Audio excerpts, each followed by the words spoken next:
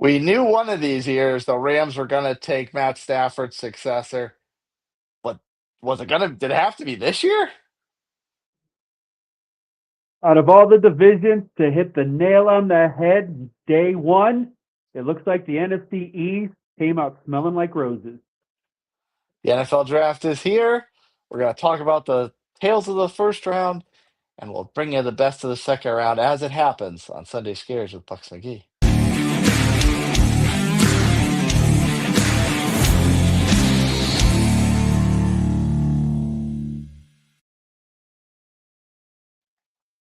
Oh, night one. What a fiesta, I tell you. What a fiesta. You know, some questionable, I wouldn't say really questionable, but some interesting picks. But overall, a fun night. Teams looking for their future. This day one of the draft. Some fun. Nutmeg, how we doing, sir? Good, good. And we apologize that we couldn't be live in the first round, but Duke Energy is the devil. Oh yeah, it is. I guess they decided so. The old equipment they put in these transformers just doesn't hold up, and lo and behold, 4 hours, 5 hours after the draft starts, the man said that there be light. Yeah, it's not even hurricane season. What's going on down there? Getting prepped, ready to go. Yeah. So the second round has, of course, commenced, and a couple picks off the board. Niners went wide receiver. Cardinals went guard. Uh, Pretty important positions in need. The Niners wide receivers were, of course, pretty woeful this past year. And the Cardinals are probably a good idea to go with an offensive line since you burned the third overall pick on Jeremiah Love. I don't hate the pick for the Cardinals. I guess Love could be he could be a generational player. Like the kid is that good. So I get it. And of course, we look at running backs as a dime a dozen, and you can get someone in the fourth or fifth round. But the Cardinals are trying to change their luck. Like let's be honest. Like this team, the last 3 or 4 years hasn't lived up to standard. Has had some talent, but just hasn't been able to do it. So you bring in, Love, and you hope that he's going to be the guy that changes the fortune. The Niners, yeah, the wide receiver room has been kind of rough for them the last couple of years, especially with Brandon Ayuk being a hot mess, doing his best Antonio Brown imitations, and Debo and such with the injuries, and this year they brought in Mike Evans, so they've got to they're built to win now, so they're hoping these picks are going to slot right in and help get this offense back to where it was. Yeah. Then this is always a theme with the second and third round that you have fans and famous alumni come up to announce the picks. Yeah, I kind of felt bad for James Conner coming out and announcing the pick for the Cardinals. It's like, wow. Yesterday, he basically saw his Yes. replacement. They took Right? his replacement. And so they were like, oh, we don't, you know what? We feel bad. So here, do the pick for the second round. Here you go. Thanks, James. Appreciate you. Thanks for your years of service getting injured halfway through the season. Yeah. We know we ran you into the ground because, Kyler couldn't do his job. But here, announce the pick. Now, this is interesting because Buffalo was a bit of a hot topic in the first round, trading out of the first round. Wasn't like they're drafted very high, and here they are taking an edge rusher. They got to get that defense. That defense is really kind of. We talked about their defense last year. It was a mash unit, and there were days where they played well. Then there were days where we were like, "What the heck happened to this defense?" So I don't mind an edge rusher for them. I think they need to retool, and this kid, looks solid. Could be what they need, but they definitely these next couple rounds have got to really shore it up. Yeah. Uh, so the biggest topics of the first round.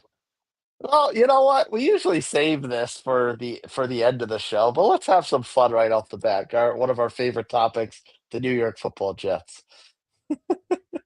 Okay, I don't hate what the Jets did. Like I know you said, we talked off air and you said, you had some friends that were Jets fans and they weren't exactly fans of the pick.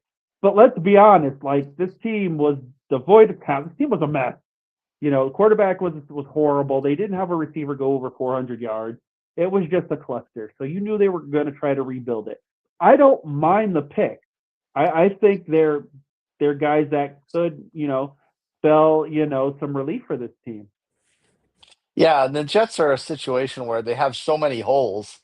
It's hard to really commit to going a certain way because they can go anyway and it'd be a position of need.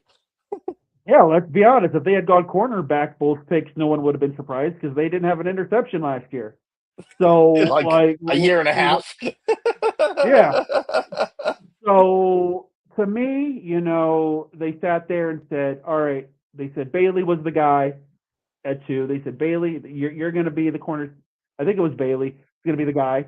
And then they end up taking Sadiq at tight end. I liked him. There was talk that we were going to take him. The guy was freakish at the combine, and I know the combine, t-shirt and shorts. It's, you wait till the pads are on and then you really see what it's about. But I think it'll help Geno, a nice target in the middle of the field. And the Jets, basically gave away their defense last year. They were getting rid of guys left and right, so you got to retool. So, and to recap, people from the first round, they had edge rusher David Bailey out of Texas Tech.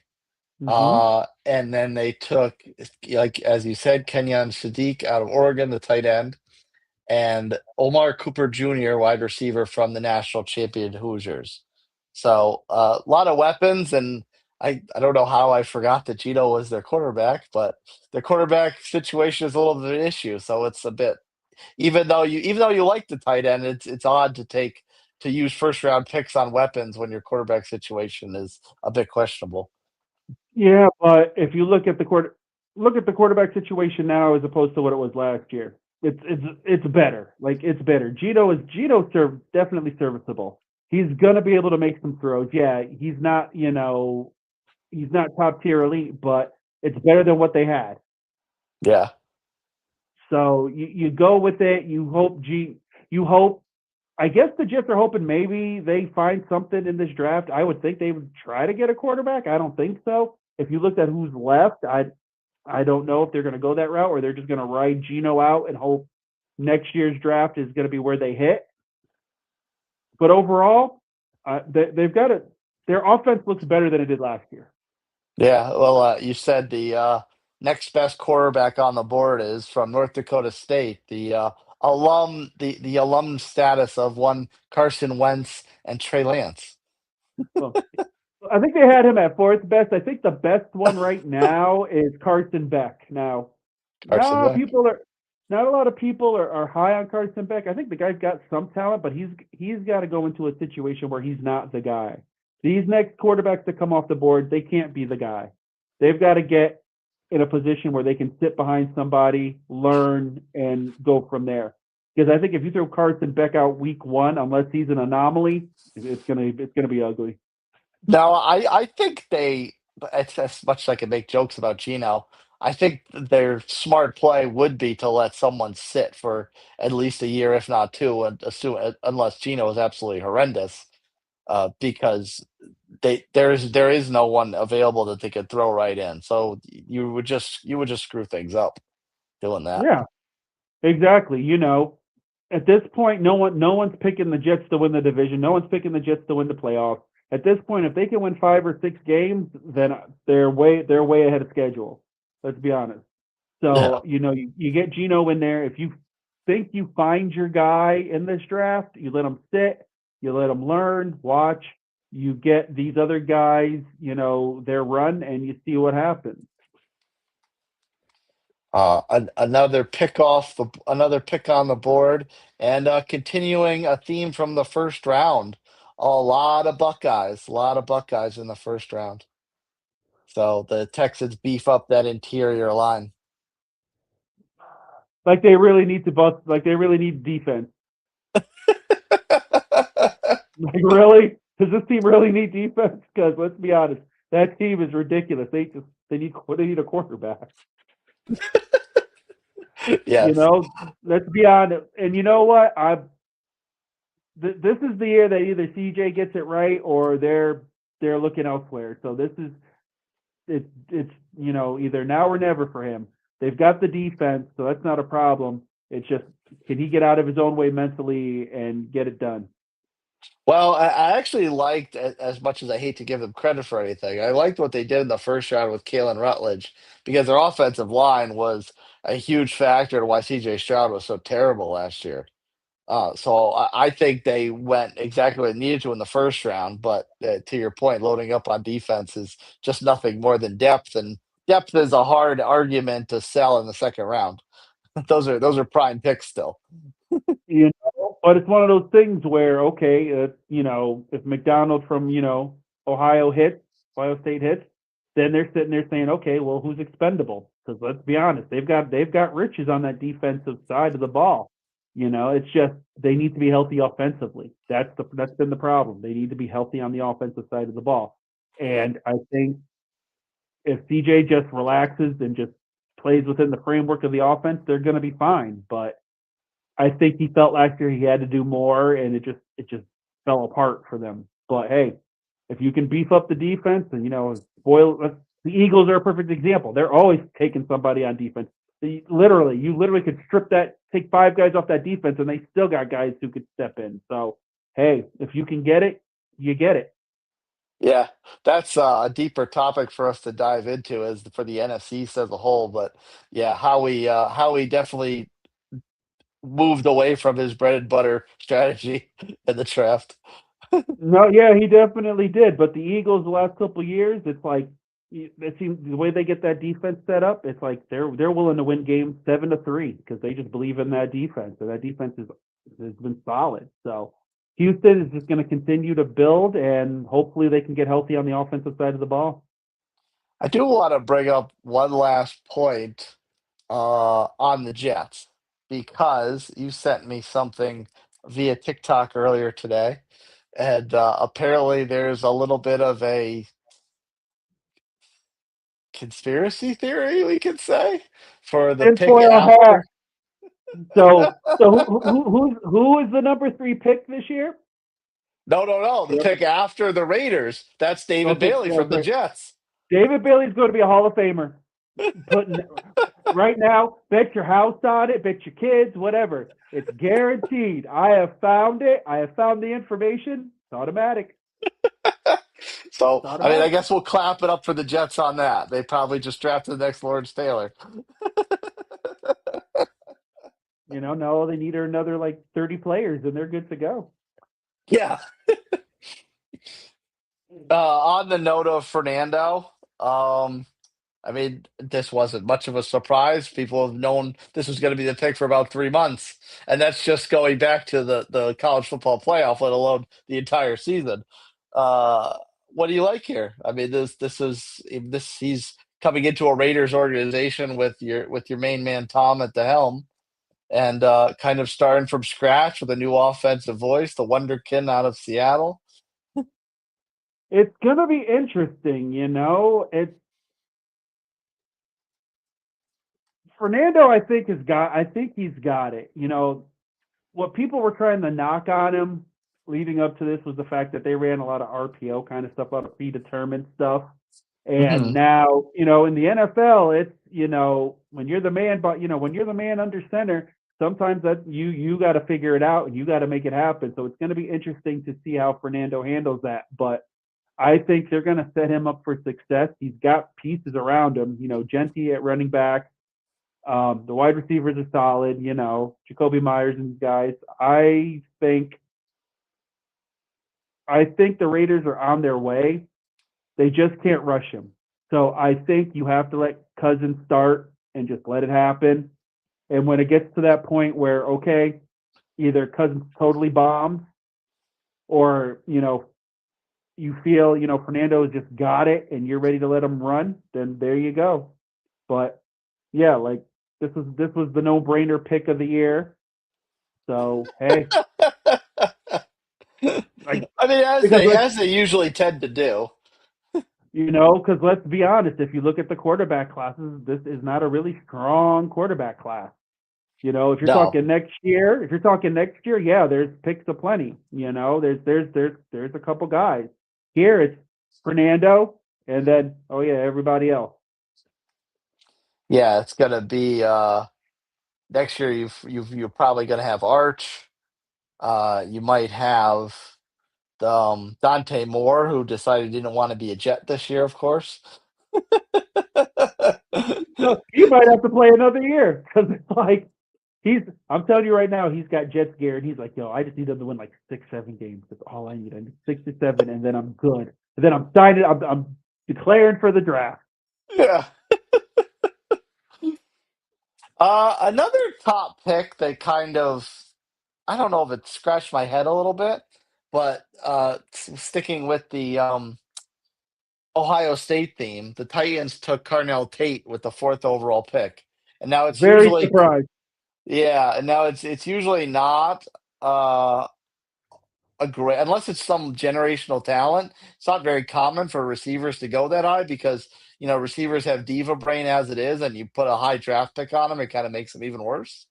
So, and the Titans, I mean, that defense is like ridiculously soft.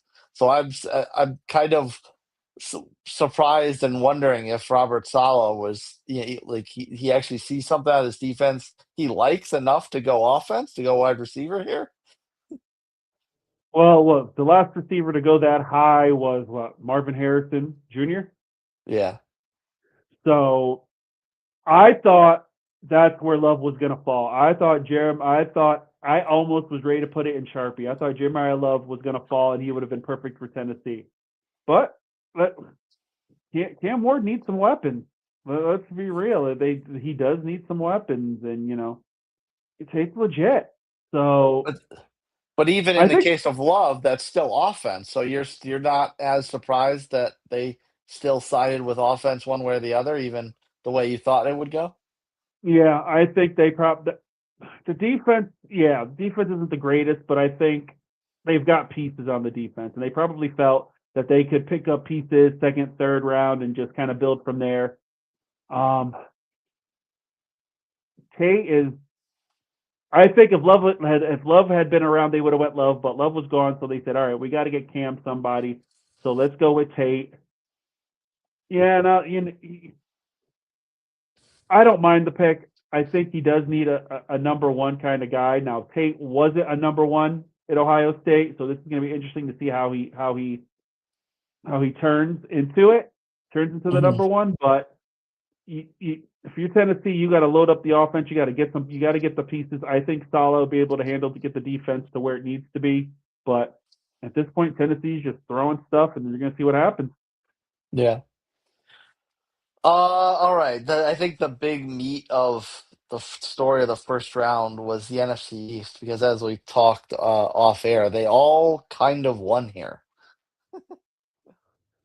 The way Um, pieces fell, it was impressive. This is probably the one time where you could look at the NFC East up and down and be like, "Wow, great job, guys." we'll see if we're saying that in the middle of October. Oh, we're not. We probably aren't. But hey, in April, yeah, go guys, go.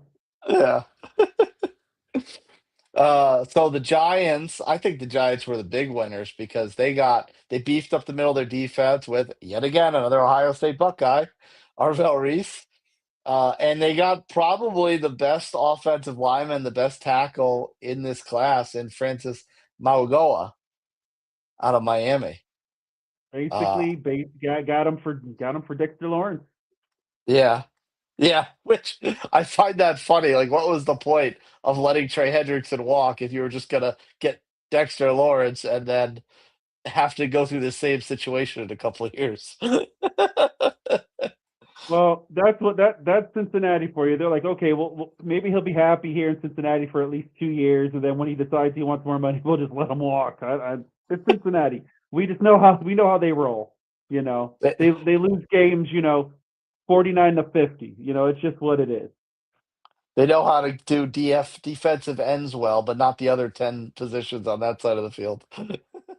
Yeah, they don't exist to them. But no, the Giants got to give them credit, like you said. They beefed up that O line, and which you need with Dart and Cam Scattaboo. You hope he comes back from injury. Same thing with Malik Neighbors. So shore up the O line, and yeah, that defense. is going to get better. They've got a lot of guys on that defense who are playmakers.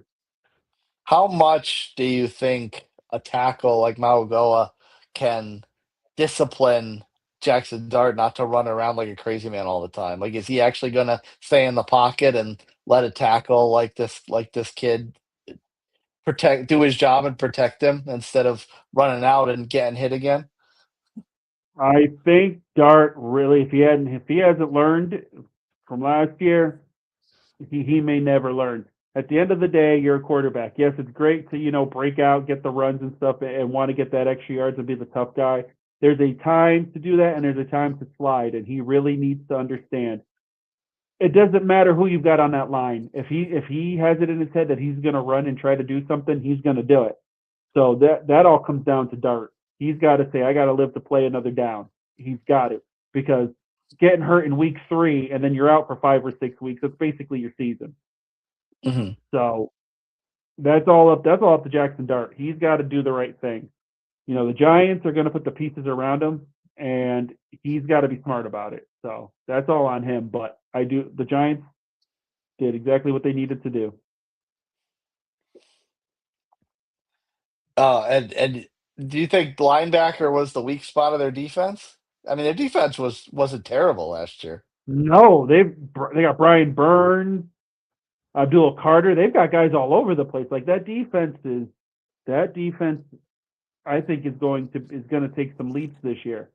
But I guess to them, because who do they take? Like, were they gonna take Love? Like, let's be real here. Like, the Love was already gone off the board, and at that point, it's so no. I think you take him. I think at some point, maybe somebody becomes trade bait. Who knows? Maybe they've got some plans down the road. But right now, you get that defense to what it needs to be ferocious, and maybe they're looking to win games 17-13. Yeah, I'd argue that the Giants were probably the big winners of the night, really, with those 2 picks in the top 10.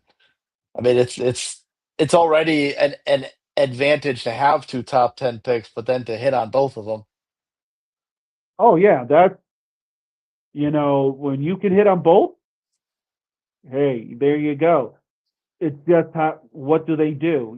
But the Giants have bigger questions. Whether Joe Shane is going to be the GM, going forward. There's still questions there.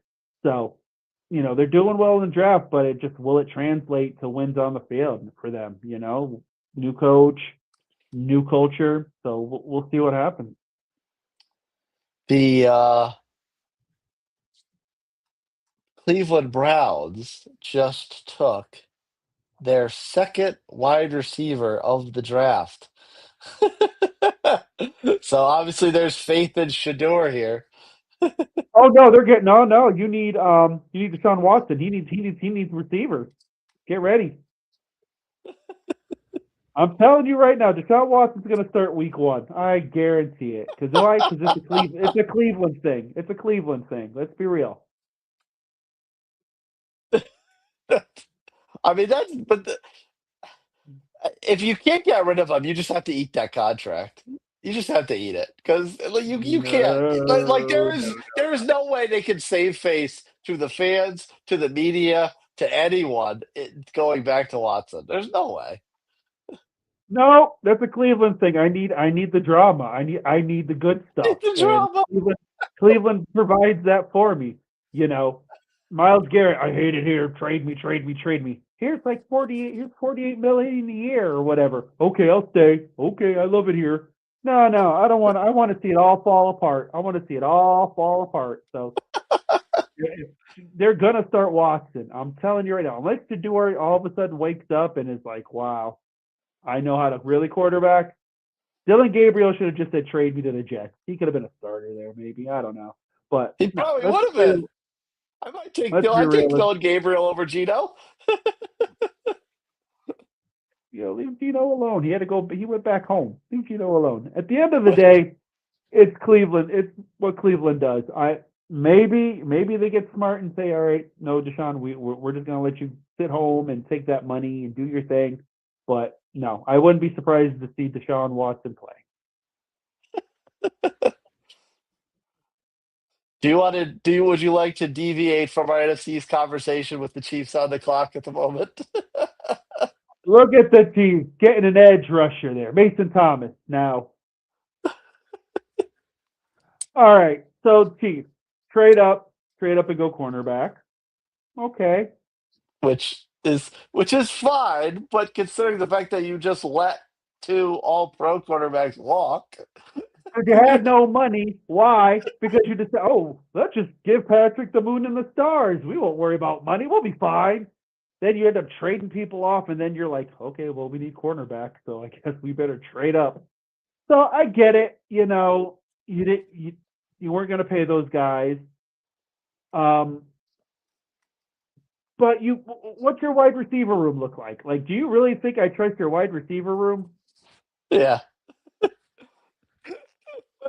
Hollywood Brown thought it was that bad. He left, and now he's an Eagle. So there you go. That man's in the playoffs. He's golden. He's living life. Yeah. Like, so what's it gonna be? And I understand Andy Reid and all that, yada yada. But you trade up, and fine, you get your corner. So you better work the magic, because I think now they have, I forget how many picks. I think they lost 2 picks in the trade. So you're going to have to hit on something. And Patrick's coming back from injury. Travis is back for another year, but are you getting Travis Kelce from 3 or 4 years ago, or are you getting geriatric Kelce? Yeah, more likely the latter. And I think that's the problem with not getting Patrick weapons, because there's this mentality that Patrick is magic and he could make anyone good. But their offensive line was not great last year. And yeah, they signed Kenny Walker, but they still don't really have anyone behind Kenny Walker. You can't squeeze a blood from a stone with Kareem Hunt for every more years. Kelsey's another year older. So, like, yeah, Patrick can be magical at times, but there's not any options for him to throw to. Like, if he doesn't have time to throw, the subpar receivers are not gonna get it done. Yeah, you sit there and it's like you said, they bring in K9. That's great and all, but you can't. Your receiving core is subpar. So what are you going to do? You can't throw the ball. So what are teams going to do? Okay, we'll key in on the run. Okay, there you go. Then what? So Patrick gets beat up again this year. Like, hey, you know what? If that's how y'all want to run it, that's fine. But don't forget, Denver is in your division, and Denver was pretty good last year. Uh, the Chargers, I think, are going to be legit this year. I think they've finally figured it out. And Famous then the last word. Raiders, yeah, I know. The next thing you know, they go like 8-9, and it's like, what the hell happened?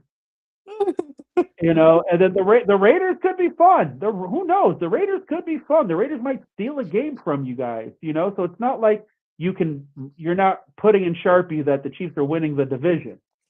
Yeah. But hey, if that's how you guys are going to run it, that's fine. But honestly, after last year, no one is scared of the Chiefs anymore. The Bengals just took another edge rusher, so it's very clear that is the only thing they know how to do, is acquire edge rushers. Oh, you mean they didn't want They didn't want a receiver and then pay him like $45 million a year? Come on now. Yeah. Like, what are you doing? That's true. Paying wide receivers and just acquiring a massive amounts of edge rushers. That's the Cincinnati. If the edge rusher runs like a 4.8, 4.9 or something, he can play cornerback, cover. Yeah. All right.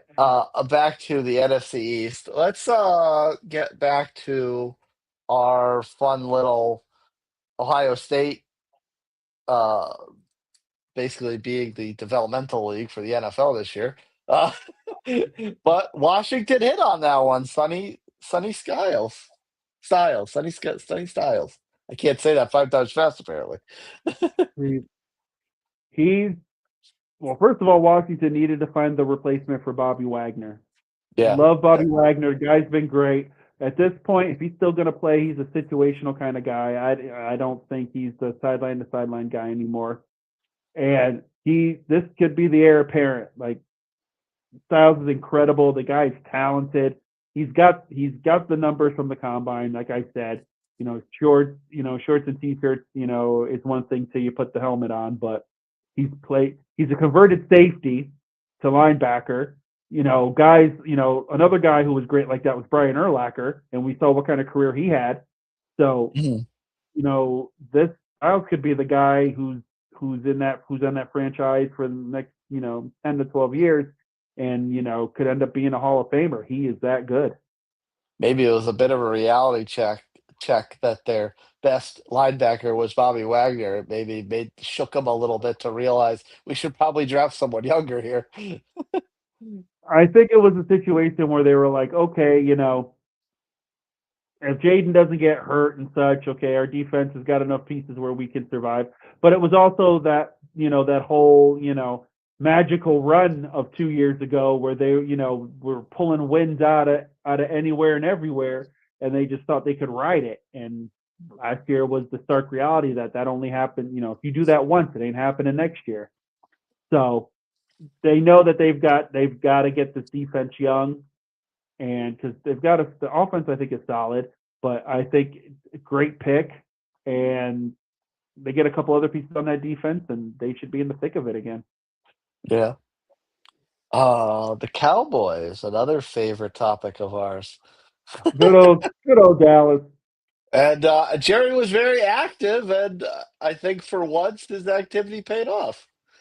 That's because at this point, after the Micah fiasco, he had to do something to look decent. Let's be real. Although it also didn't take much acumen to realize that Caleb Downs falling to 11 was a bit of a steal. Yeah, yeah, true. Like you can't mess that up. Like it's like playing Madden. Like, come on, man. If you can't figure that out, if a guy's like an 82 overall, and you got a guy who's a 99, you take the 99 guy. Like it's not kids who are in middle school can figure this out. So yeah, give Dallas credit, but it's like okay, it wasn't like you guys were doing deep dives and you pulled this one out. You know. Jeez. And they also grabbed Malachi Lawrence out of UCF, and edge rusher. So, I mean, their defense, Dallas's defense, obviously we've joked a lot about how bad they were, not just last year, but the year before. So two Mm-hmm. defenders, two blue chip defenders, get the pass rush back going, and actually addressing the secondary, because to me, the secondary, well, I imagine you probably have the same opinion on this matter, but their secondary was the worst of the bunch. It fell apart. Like, it fell apart. 2 years ago, that secondary, we were like, wow, like what the heck? Like this is really good. And then last year, it just turned into a hot mess. And then they send Micah away to Green Bay, and it's like, wow, Dallas just they we joked they were the Bengals of the NFC. They were like, yeah, they'll put up 40 points, but they'll lose 41-40. So they know that they've got it on, like their offense is set. Like they have offense. It's the defense. So they address the needs. They're probably going to continue to address needs, in the later rounds. But Dak isn't a young chicken anymore. He's not old, but he's not a young guy anymore. So it's kind of a win now mentality, and unfortunately, they're in I don't want to say bad situation, but the Eagles are still figuring themselves out. The Giants are starting to catch on. You got Washington lingering around. That division is tough. Yeah, the Bengals and the Ravens were the only things that kept us off of Dallas for a good chunk of the year. I'm telling you, man, they got lucky. I'll tell you that much, man, because those other two were a hot mess. Yeah. And the Eagles. Now, this was a little bit of an interesting one because we didn't find out about this till well after the fact, but they moved up uh, to take Makai Lemon, wide receiver from the other USC, the West Coast USC. With both.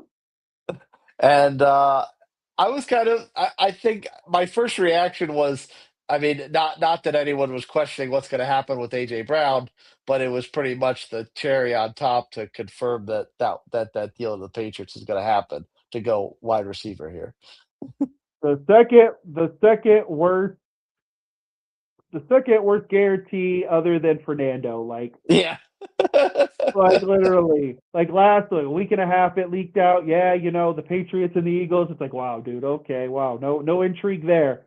Yeah, I take Lemon, but my question is this. So, in all likelihood, AJ's gone.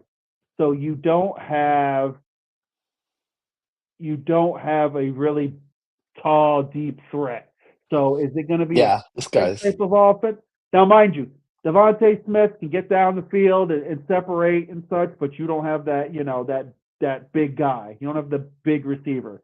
So what is this offense going to turn into? Unless you think there's a steal later on in the draft, you got some guy, you got pretty much sub 6 foot guys. Yeah, see, that's kind of my issue with that. My only issue with Lemon is like, okay, Smith is obviously becomes the wide receiver one, but if he's the only one going down the field because Lemon's an underneath guy, you don't have anyone to stretch the defense, and people are just going to double Smith. They'll put the safety over the top. The corner will run with him, and they'll get away with loading the box because everyone else will be running over the middle. Yeah, because I don't think Goddard's going to be a guy who's going to really stretch the field. Not at his age. So, you know, so it's going to be interesting what this Eagles offense becomes, but I do think they do end up missing AJ. I really do. Yeah. I mean, and it also it's kind of like a double-edged sword with Hurts. It's like, okay, we did you a favor and got you another weapon, but at the same time, we took away your security blanket downfield. It's almost kind of a lack of confidence vote in his ability to make plays to the downfield threats. Well, at this point, it's Hurts is going to have to prove that he's the guy now because, like you said, you got sub 6 foot guys, and now you're gonna be playing against corners that are 6'1", 6'2". Like, let's be real, a lot of corners in the league are big now, so it's gonna be interesting to see how this goes. The run game's gonna be more important than ever now. So I don't know, man. Maybe this is the beginning of the end of the Eagles' run. We're We'll see. we don't exist in the Asante Samuel era anymore. So, Dante Samuel. Man, that was in my earlier life. I have no ill will. I'm moved on. My earlier life. One inch Miss a taller, and I pit. may not 1 inch taller, and I may not have a Super Bowl to my name. Yeah, Dante Samuel. Yeah, whatever. Okay. So to follow up on something you said a second ago, has Jalen Hurts now squashed the goodwill from winning a Super Bowl?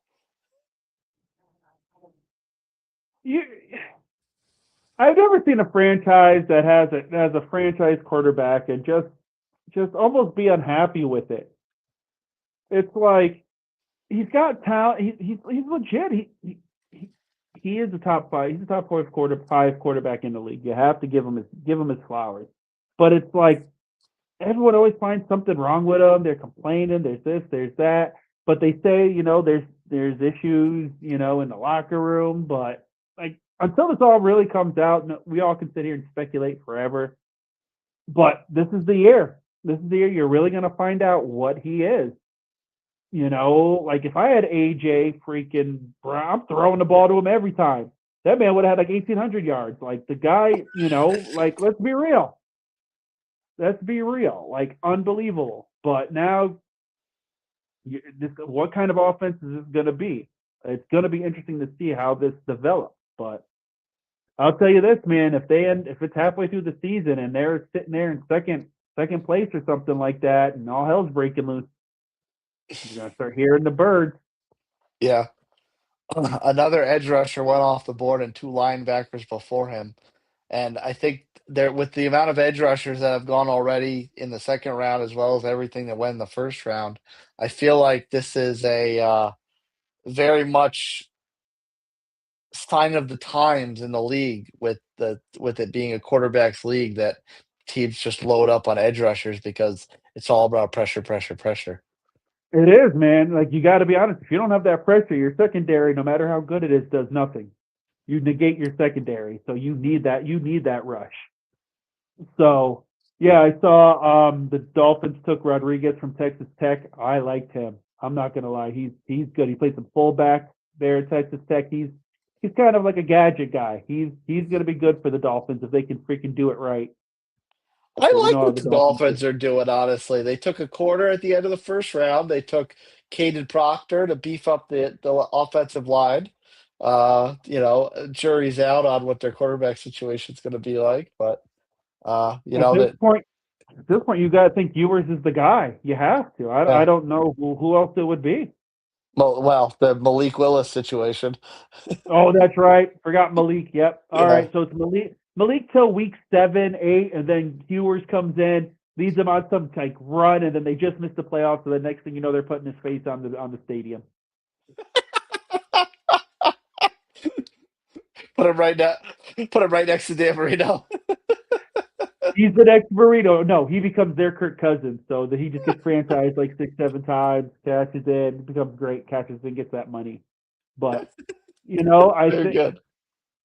you know, with Malik, the I don't know what the Dolphins' offense is going to be. You basically it's going to be a run game because Yeah, you sent Waddle away.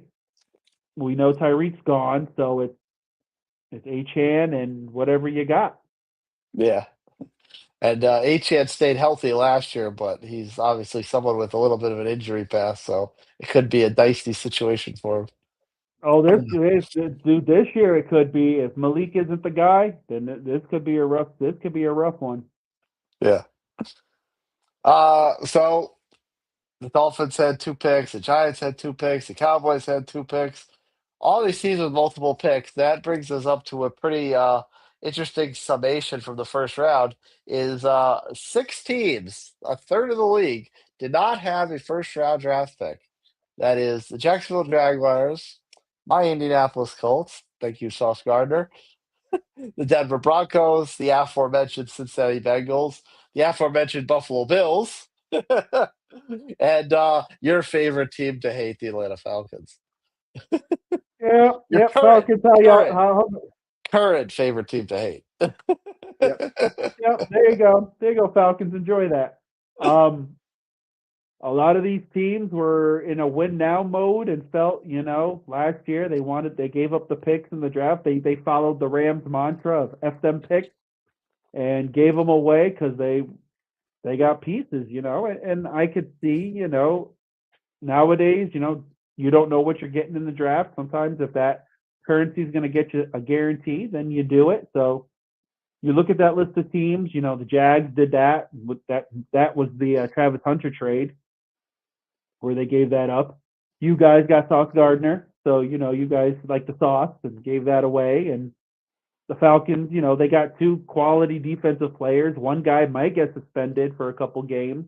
He's got some issues, Yeah. but at the end of the day, now when it comes down to it, draft picks, if teams are willing to wheel and deal them. And real quick, there was some news that happened here. The Cowboys traded for D. Winters from the Niners, so another beefing up the linebacker core. Like I said, the Cowboys want to win those 50-49 games. Yeah. All right. Oh, As we spoke about my team, we spoke about your team because you actually did have a pick and you made all the best use of it, Mr. Ruben Bain Jr. The Tampa certainly was sorely lacking in the pass rush department last year. oh my Lord! In watching this happen, like I honestly thought it was going to be Sadiq. I thought Sadiq was going to be the guy, and of course, there's a staunch bit of us here who are like defense because we knew that was where it hurt. But it was like you look at the combine numbers, and that always gets you because you're like, yo, this kid's a genetic freak. He could be the guy. He could be that guy in the middle where Baker could eat and not, because we've got wide Kyle receivers. Pitts. This is, yeah, Kyle Pitts. Yeah, his Hall of Fame career made on the Tampa Bay Buccaneers. That's how that works. But I'm like, Sadiq, that just opens it up. But as you watch the draft unfold, I'm like, all right, I thought Bain was going to be a top 10 pick. his only issue was his arms. And I'm like, are you serious? You're talking about a guy's arms? I'm like, that's ridiculous. Whatever. And so as I'm watching everything start to fall, and once we got to about pick 10, 11, I was like, so you're saying there's a chance. You're saying there's a chance. So that we get past the Dolphins, and I'm sitting here going, I'm like, do the Ravens really need defense? Do the Ravens need defense? And then they end up taking an alignment, and then I'm like, Jason Light, if one thing in your life, Yeah. one thing in your life, man, come on, bro. And then Bain's the pick, and all is well in Tampa, man. People are happy, people are crying, naming their kids. I'm seeing TikTok with Bain, and what's funny is if you remember Dark Knight Rises with Bain, right? They were in Pittsburgh. They Yeah. shot that scene in Pittsburgh, and I was like, wow, it's just a sign. So there's all these memes of like with the Bane mask on and stuff, and you could tell he was angry because every guy who got drafted before him was walking up, putting the hat on, looking in the mirror, doing their whole little spiel. My man walked by, grabbed the hat, and was like, I don't give two F. You guys are gonna learn the hard way. You guys, gypped me. So he's got a chip on his shoulder. I love the pick. There's nothing wrong with little linebackers. I mean, my team got by with Gary Brackett for about 12 years, and he was a tackle machine. And this kid is an actual pass rusher. It's one of those things where he's got speed, and he worked with Jason Taylor, and Jason Taylor was an elite pass rusher. So I think the pick is good, and I think he's going to make a lot of people pay for doubting him. Oh, go ahead, Ron. Look at that, Rondé Barber. Rondé Barber doing the Bucks pick. Yeah. Speaking of which, here are your Bucks back on the clock. There better be some defense because I don't need a wide receiver. I'm good with life. Josiah Trotter out of Missouri. Okay, not bad. All right. Yeah, I got enough wide receivers. I don't need I don't need another one. I don't. We've got to replace the great Levante David. So Yeah. it's gonna be interesting to see what we do. But if these young guys can just go, sideline to sideline, we'll be all right. Yeah. This is the son of Jeremiah Trotter, so another son of Jeremiah is in the league, and this yet again another instance where someone we watched play has a child in the league and makes us feel a little long in the tooth. It's crazy. Like you're like, oh, that's so and so's kid, and if you look at him, you're like, he looks just like him. It's like, good lord. It's like, wow, I remember Jeremiah Trotter. Jeez, Yeah. God. Yeah, it shows we're a little vintage, but you know, at this point, Tampa's loading up on the defense, and it's just that's what it needs to be. The offense, I think, is fine. The defense is where it's at. Oh, trade alert! Trail. Oh, oh, looks like the Colts trade the pick to Pittsburgh. Wow, I'm sorry. You know Sorry. what? Just just burn it down. Burn it down. Well, I let me rephrase that. Not burn it down. Throw the towel on the season. Take the season. Get a quarterback next year. Dude, there's a point where you just, oh man. Now, we've had this conversation. There's one point where you were ready to jump ship and say, peace, see you later. So, are you any closer to walking the plank? No, but they're threatening me. I've also been saying that about the Yankees for about 4 years.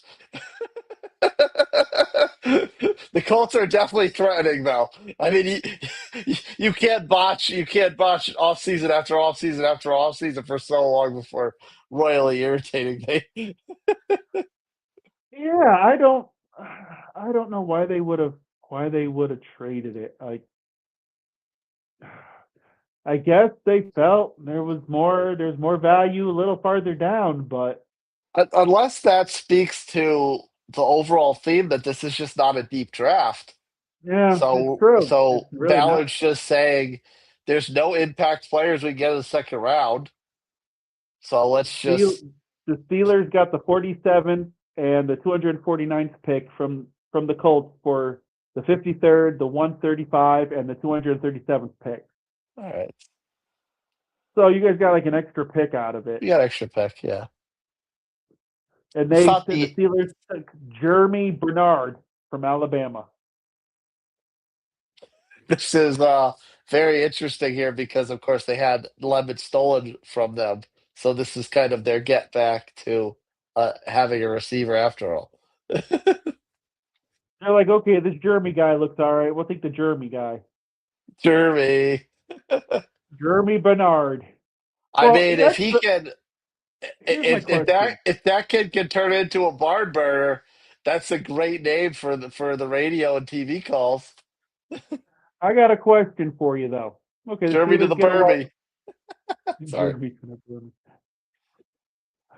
So the Steelers get a wide receiver. All right, who's throwing them the ball? Still don't have anybody, do they? Still Clark Kent? All they have they got Will Howard because everyone's Yeah. waiting to see what Aaron Rodgers does because we know This is Aaron Rodgers time. So is it Will And you Howard know or what? Clark Kent? And you know what is funny to that point is because their new head coach is McCarthy, like how much of a leash does McCarthy want to give Rodgers based on that they won a Super Bowl together? Well, and then of course things got soured. So does he give a long leash to Rodgers? Take your time, make your decision, or does he say, "All right, like no, this guy doesn't have it, and I don't want to deal with this drama because I already dealt with it once before. We're going to move on to Howard." I don't know. Here's the thing. If they're playing 500 ball, I think they're just going to ride. They'll ride with Rodgers. But if it's a situation where they start out like 1-4, 2-6, like it's just not good, then you have to go with Howard. You have to move on because you have to Yeah, keep the tradition of going 9-8 and getting in. You got to keep the Tomlin, tradition alive. but But that's also jumping ahead to the season. Like, aren't they? Wouldn't you run out of patience long before then? Like within the next month and a half? yeah, but do you want to really deal with Aaron Rodgers on your bench, being all moody and You tell them to kick rocks, get out of town, either retire or find someone else who's desperate. Maybe Arizona's desperate. I don't know. they should have did that. They should have did that at the end of the season. They should have said, okay, we need to know by March 1st or something. Hey, let us know. Do you want to play? Like, come on, dude. Like, you don't just hem and haw and, well, you know what? Today's the day. I want to play. I want to play. Like, no, like at that age, I think what you want to do. Yeah. So you basically kept this franchise waiting and waiting and waiting because Rodgers was solid last year. I will give him his flowers. He was solid. So you go from having a decent quarterback, it's not Aaron of old, but someone who's gonna be good for you, and then you have the unknown. So Mhm. like you need to know what's going on so you can your draft. Like what are you gonna do? So I think it's a joke, and I think Mike Tomlin's sitting there going, "Suckers, Suckers. suckers, no worries." He's like, "Next year I'll have whatever job I want. Thank you." Yeah. John Harbaugh took the Giants. Oh well, that's fine. I got my pick of the He's litter like, next year. "Someone else is getting fired from somewhere. I know it. Don't worry." Yeah. On the topic of quarterbacks, that was kind of the big story out of round one was Ty Simpson, and I mean I can't imagine. Not sure why everyone's so surprised the Rams went with a quarterback. Now maybe the argument should have been was this year the year to go quarterback because given the fact that Matthew Stafford is year to year and you could be in desperation mode next year if he decides not to play after this year. But I mean, I feel like if you've got someone half decent on the board to take, it might be better to just like take someone so you have them rather than roll the dice that things may not work out or you may not get one when you actually need one. Yeah, yeah, but here's the thing: with Ty, like you have to sit back and think: would Ty Simpson be available day 2? Was he worth it? Was he worth the number 1 pick? Or do you wait? Or do you take that number 1 pick on an impact player because you're like it's now or never? Because like you said, you don't know with Stafford what's he gonna do. So you go all in this year because you don't know you're going up against the defending Super Bowl champs. You don't know if the Niners are going to be back. So it's do you go all in? So they sat there and decided, okay, we're gonna. You're saying that Ty Simpson is the future, or if I'm them, I'm sitting there saying, or maybe you deal the pick and you get a number, you deal for a pick next year, and you try to jump in so you can move up next year to get one of those other guys. Because honestly, like I said, the quarterbacks this year aren't that great. But Well, but see that's the other thing. If you said, okay, we can afford to wait for Ty to maybe fall to the second, and some other team is desperate because it's not a deep year, and maybe they need to make sure they have a pretty decently talented backup young guy just in case they don't get one in the future, and then you miss out on Ty in the second round, then you're back to that square one as far as it's like, okay, then we really need to make sure Stafford could come back another year after that. I think if a team was that desperate, then Carson Beck would have went last night. I think if a team was that desperate, I think you roll the dice. I really do. I think you play for everything this year because you don't know. And I think if they were to go all in and let's say they win the Super Bowl this year, yeah, Stafford may say, okay, you know what, hell of a run, peace out, see you later. They were talking about dealing Adams last year. So who's to say you couldn't get a 2 or a 3, get some picks and get somebody up, or something like. But that's the price you pay for the F them pick mentality, you know? So Yeah. if you're going to do that, then just go all in. So let's say you pick up Ty Simpson and he just does nothing. Like Stafford, let's say Stafford decides to stay another 2 years. They're gonna let him play. They're not gonna get rid of him, especially if they win it this year. And he's like, oh man, I want to run it back. They're gonna keep him. So I don't know. I guess if you feel that he could be your guy of the future, so be it. But I don't know. He was hurt last year and such, so I give Simpson some leeway. But if I'm the Rams, I would have went with I would have tried to get a deep. I would have tried to get a positional pick and say, okay, let's go all in and see what happens. The Clemson Tigers are having a good draft so far. Another one quarterback goes to Atlanta. So Evian Terrell is Baker Mayfield's new Oh, nemesis. the brother of AJ Terrell. Okay, dude. Yep. We'll see how that works out. Having his We'll see little how that draft works. party. Des Johnson will burn him for 130 yards.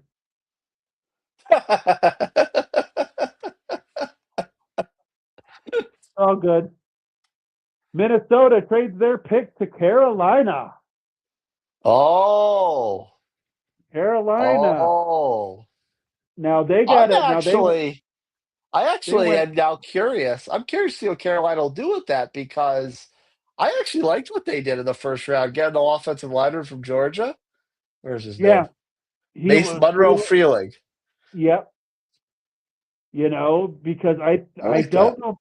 I don't know if they're 100%. Oh man, I need to see the draft. And look at Matt Ryan. He's like, yeah, man, I'll never be 28-3 again. Oh, look at. All right, Matt Ryan. Good luck. Good luck. But yeah, because this is the year. It's either Bryce Young delivers or they're gonna move on. They're gonna move on from him. So I Oh, guess you pick up the O line and then you see what happens. Because let's you be don't real, you don't think he's bought himself a little bit of a grace period with the end of the year 2 years ago, and then the way he played last year get him into the playoffs? I don't think so. Because don't forget, they kind of lucked into the playoffs. If we Yeah. had won one, if we had won one game, they wouldn't have been in the playoffs. Let's be real. Because look, Jake Delhomme doing the call. Go ahead, Jake Delhomme. Oh, Jake Delhomme. Oh, he's another one who felt the Patriot wrath. You poor soul. Lee Hunter. They went nose tackle. Texas Tech. Nose tackle. They went nose tackle. What Okay. is Mel? What is Mel Kiper now? D tackle wasn't even on their alleged list of needs. No, Kuiper overrated. He doesn't know anything. He just has really nice hair. The fridge, another fridge, mini fridge. You know, it's like that mini fridge you keep in your office. You're like, oh yeah, there we go. So no, with Carolina, like Young, really, like I think for them to honestly say he is the guy, they're gonna have to win it out. They're gonna have to win the division outright. Hello.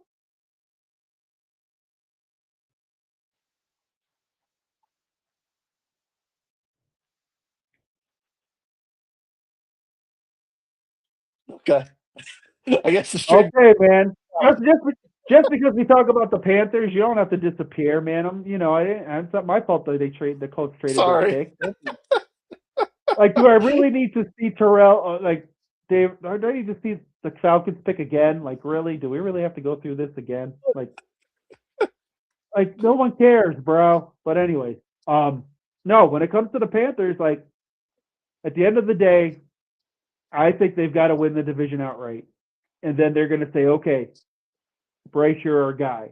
But if they end up going 8-9, 9-8, they may say, you know what? I don't know. I don't know if he's our guy. Yeah. I do want to touch on one more topic from the first round, and that is the fact that this has not been the year for running backs. And there were only two. There two went in the first round. We haven't seen any yet in the second round, and they're both from Notre Dame. You know, it's just what people think. The logic is you can get running back in your third, fourth round, and you don't have to pay them anything. That's what it is. That's the thought process of GMs and such in the NFL. It's okay unless they feel you are somewhat of a generational talent. Third, fourth, fifth round, we'll pick somebody up and go from there. It's crazy because years ago it was like running back was it, man. You'd see him in the first round and there you go. But I think it goes back to the tragic tale of Todd Gurley. Like, let's be real, Todd Gurley, picked, first round, incredible, and then just they beat him to death. The wheels fell off and it was never the same. People got scared, the Giants take Saquon, in the top 5. He got beat up a bit. People were like, "Oh nope, that's it. No more running backs. We're gonna take them in the third and fourth round. We got to save ourselves," and that's where we're at. Yeah. And I mean, the Jeremiah Love one was. I mean, we already touched on that. He was a top level talent, so it's kind of obvious he was going to go early. But Jadarian Price, I found that one interesting because he went to Seattle, who of course made the decision to let Kenny Walker go. So another situation like the Chiefs with the quarterback situation, uh, they draft someone to replace the star that left. Yeah, because they're gonna sit there and say, "Okay, if this guy pans out, we'll get him for 5 years, and then at that point we'll make the decision whether we're gonna pay him or let him walk, because we're gonna look into the draft and say, okay, we'll just pick his replacement." At some point, I think it does change, and running backs end up becoming that elite position again. I don't know when it's going to happen, but things cycle, But for now, if a team can get, a 1,000-yard rusher in the fourth or fifth round and pay them pennies on the dollar, they're going to do it.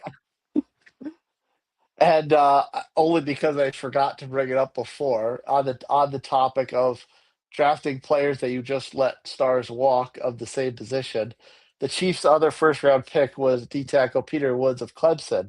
So, is there anything to read into that maybe Chris Jones may be on his way out the door? It could be a situation that Chris Jones may say a year or two from now, I'm done, I'm moving on. Because let's be Hmm. honest, I think depending on what that team does, I think Chris Jones, I think we'll sit there and say, okay, if we end up going like 10-7 and getting bounced in the first round, he's going to be like, I'm done. I'm done. I'm not doing this anymore. I'm not trying to be a guy who hangs on and tries to do something. Because let's be honest, once Travis leaves, I think a big part of that team, I think that team changes a bit. Yeah, Mahomes is the guy, but I think Travis is kind of the straw that stirs it. So, and it's one of those things where is the run over? And Hmm. honestly, I think for them it is. They're still going to be competitive, but I think the dominant run is over because all these other teams in the AFC have stepped up, stepped up. New England, if they end up going with this AJ Brown trade, they're gonna be legit. Like you're gonna have to Yeah. look at them now even more and say, hey, okay, yeah, Mike Vrabel's got to get his personal life right, but if you look at what they've got, it's that Buffalo may bounce back. The AFC is a dogfight. It's not one or two teams anymore. So I think Chris Brown will look at the Chiefs situation and it's going to end up being like a year to year thing. I didn't want to interrupt you to make your blood boil with the announce who was announcing the Jets pick, one Mr. Curtis Martin. But the Jets go with national champion D'Angelo Podge from Indiana, filling the void at corner. Curtis Martin's whack. Yeah, whatever. Curtis Martin can kick rocks. All right, so you look at the Jets pick. I think the Jets have done well. I think the Jets have Yeah. really done well. I think those are good pieces that this team can really build on. And Jets fans, yeah, I know it's your life has sucked for like what 50 years or something like that. I don't know. It's been a long time, but you guys, this is you're building. You're building pieces where you guys like I said, I don't think you're still making the playoffs, but I think you're going to be competitive. Now, who knows? Maybe you sneak in at 8 and 9. The weird things have happened, but you've got some pieces, and I'm interested to see what they do. And this kid was defensive MVP of two bowl games during IU's run. So I'm I mean, it's hard to say you're surprised when someone drops because the second round is still a very valuable round in the draft. But it's also someone with that kind of uh, pedigree to them and championship winning atmosphere. It's sometimes it's hard to believe that they fall like when they do. No, exactly. It's one of those things where a pick here, a pick, goes one way, then they thought, then another way, and then a guy who you thought was going to be in the first round, maybe low end first round, ends up being a second day steal. It's just Hmm. how the draft goes. Like you don't know unless you're like a guaranteed top 15 to 20 pick. You kind of have to sit there and say, well, if a team decides to go rogue, I could end up dropping into day two. Hmm. Ryan O'Neal announcing the Vikings selection. Uh-oh. Let's see what the Vikings are going to do. I almost thought it was Kyle Rudolph, They went linebacker. linebacker. Okay. All right. I mean, I get it, but at the same time, it's like defense is not their weak link. The question is going to be what is the quarterback situation? That's what it's going to be. Is it going to be your boy 9 there, or is Kyler Murray going to steal 9, or is Kyler Murray going to steal the job? That's what it comes down to. I think they've got decent pieces on defense where they're going to be, middle of the pack, maybe a little higher than that. They're decent, but it all just depends on the quarterback play. I mean, I feel like it would be hard pressed for Kyler to not get the job in Minnesota just because JJ McCarthy, 9, has done so little to prove that that job should be his. It's true, but it's unless he really, turns it around and all of a sudden, preseason lights it up. I think right now it is Kyler's to lose because Mhm. Kyler can scramble in the pocket and make those throws. I just think Kyler needs to understand that this probably could be his last chance. So he Oh needs to yeah, be 100. He needs to be 100% in it to win it, and he needs to be the dog and be like, "I'm taking your job, and I don't care. I don't care if you can't feed your family anymore. I'm sorry, but I'm taking your job." That's how he has to go into it, and that's it. Like that's what you do when you're a guy like Kyler who had it all in Arizona and just decided just to play Call of Duty all night and just didn't get it right. You got the second opportunity. You need to be like, I'm stealing your job. I'm taking your job, and that's it. I'm laughing at your very subtle reference to Latrell Sprewell's infamous press conference. I didn't even think about that, but yeah, now, yeah, wow. Oh, there you go. There you go, Latrell. Much love, Latrell Sprewell. I can't feed Um, my family. but that's what he's gonna have to do. He needs to go in like he played in like the UFL and was like he doesn't have a chance and this is his last shot. It's like some Disney movie and he needs to figure it out and be a winner. Like that's what it needs to be because no one else is gonna. At this point, it's like unless the team falls apart, like the Steelers or something, maybe they take a chance on him. But Yeah. I think it's Kyler's job to lose, but he needs to go in like he's the underdog. That was the job that I was like shocked that Kyler didn't try to push to go to, or that Pittsburgh didn't try to push to acquire him. Like, how much of a stranglehold does Aaron Rodgers have over this franchise that the Steelers can't go after Kyler Murray? A little I think ridiculous. I think the Steelers just thought that Rodgers was going to come back, so they were like, okay, we're not going to get into this, and that was it. But this is where we're at, night two of the draft, and Steelers don't know yet if he's coming back. Like, tell me whether you want to play or not. Just let me. I got a franchise to run, Aaron. Tell me what you want. They're getting to the point where they're gonna get Andrew Luck part two, and they absolutely would deserve it at that point. Yeah, like if you're gonna sit and wait for this to happen, then you get everything you deserve, and maybe Will Howard is the guy. Then go in with Will Howard and see what happens. But if I'm a Steelers fan, I want to know who's right now or who's attempting to be my Week 1 starter. I want to Yeah, know. I would agree. Uh, It's nice. It's nice to know that information by the draft. maybe I'm a fan. Maybe I'm a fan, and I want to buy a jersey, and I like quarterback position. Who am I buying? I don't know. The only time I want to be at the draft and not know who my quarterback is if I'm in a situation like the Raiders were. Yeah, like I am resetting my freaking my I'm resetting the franchise. I need to know who my number one is. But the Raiders have known for like 6 months who their quarterback was. Yeah. Like that's a mess. The Raiders have known forever and a day. Steelers fans, no clue. No Well, clue. yeah, but like in obviously that's not the case this year. But like in a normal deep draft, when you've got like four or five quarterback prospects and you've got a top six pick, chances are you're going to get one of them. You have an idea. You're like, okay, if A doesn't work, there's B, C, and D. Okay, you've got some chances. This Yeah, draft, you're like, shoot, man, I'm better off just taking a kicker because I don't know. guess I don't know. One of these years, someone will take a kicker in the first round. I John want to take it. Kuhn. Oh, look at that, man. I remember him. That guy's like praying. That guy's praying. Dude, he looks like he's like a biology teacher or something. He does. He looks like he's a teacher in Green Bay.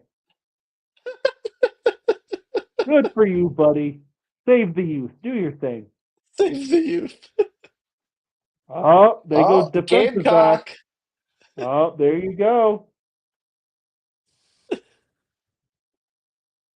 His dad's like Brandon Cease, his South dad's like, Carolina. really? You went this low? I'm a little disappointed, man. I'm a little disappointed, man. He's like that tech ain't coming in. No, I'm kidding. But you know what? At the end of the day, Green Bay, tightening up 5'11. All right. Tightening up the back end. You gotta do what you gotta do. I think that's I think that's a good move for them because I mean Caleb was throwing some yards on them last year. Here's the thing, I just don't know what Green Bay is. Like they've got talent, but it's like they got to put it all together. At the end of the day, it all comes down to Love. If he can't get it right, they're just going to be middle of the road. He needs to be the guy, and they got to put it together. So they need, at this point, you need health on that defense. Oh, he's crying. Good job, man. Good job, man.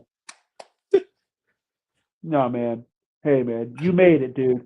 Now don't mess it up. Don't be one of these stupid rookies who messes this up. Because some of these rookies be knuckleheads. Do your thing, man. It's a good franchise to go to. Like they're guys who get drafted, and you're like, okay, they're in a good situation. They're gonna be great. They're gonna learn. And Green Bay, I think, is one of those franchises. I think, and maybe it's a situation of they Oh always. shoot! Hold on. Oh, you guys got your pick is in. Your pick is in. Congratulations, Chase. You got a pick.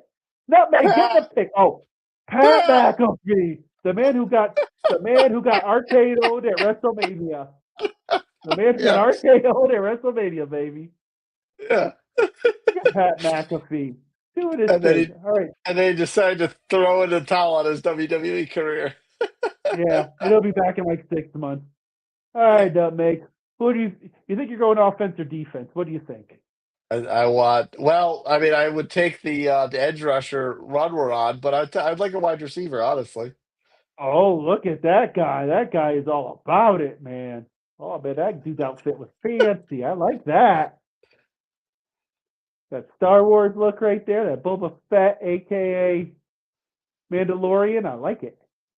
Look at Pat McAfee. He was a gangster punter, dude. He was a gangster, yo. Oh, I was so heartbroken when he retired early. I was so heartbroken. He was a bad man. I always loved like his player, picture. He had like the long hair. He looked like Chad Kroger's illegitimate brother a couple years. He had that hair. I was like, go ahead, Chad. Go ahead, Chad. Look at McAfee. Do your thing, man. Linebacker, DJ Allen. Okay. Okay. You know what? There you go. Actually, I don't hate that because we got rid of Zaire. Yeah. You had to refresh, had to get some new pieces in there, but hey, there you go. Yeah, I'm not a big fan of getting rid of Zaire, but considering the fact that we did, I'm not upset this pick because you have to replace a player like that. So to get a Yeah. linebacker, and Georgia obviously has a very strong lineage of great defensive players. So this doesn't upset me. Oh, there you go. 97 tackles, the most in the SEC. So hey, the man can cover. Yeah. You know what I'm always curious about? Like, you have the players at their houses. Like, they don't know who they're getting drafted to. So does like ESPN bring all the hats? They're all like, right. We got to be prepared because we don't know who's taking you, buddy. I said that. I said that last night as I'm watching the first round, and I'm thinking to myself, this is not doing anything to dispel the NFL is rigged theory. There is no way these guys know, especially this far. Top 5, maybe top 10. Okay, there's probably a good guess. Maybe you could have a handful of hats. There might be a pretty decent guess where it's going. Like Fernando can keep a Raiders hat since November because that was pretty much decided. But Once the especially, freaking national championship was over, they just gonna gave him a Raiders yeah, hat and just said, "Sit down and relax, buddy. This is where we're yeah. going." But especially once you get into the second round, there's no way they don't know. Yeah, no. Like you said, unless it's just like an entire box of every team's hat. I'd be like, "Can you just leave the hats? I just want to wear them. I'd be cool." I know, right? Well, not But you this year's. can't. They're Yeah, not. They're kind of vanilla this year. they are, but you know what? I don't mind it because I think sometimes with all the extra on it, I'm like, oh man, that thing looks hideous. So I would have been okay with this year's hats if they were fitted. But the fact yeah, that they're a very broad design and they're a snapback is like, nah. yeah. And then they'll still charge you $45 for them. Yeah, that's right. Exactly. Like, no, Eli Stowers. this is Dallas Goddard's replacement.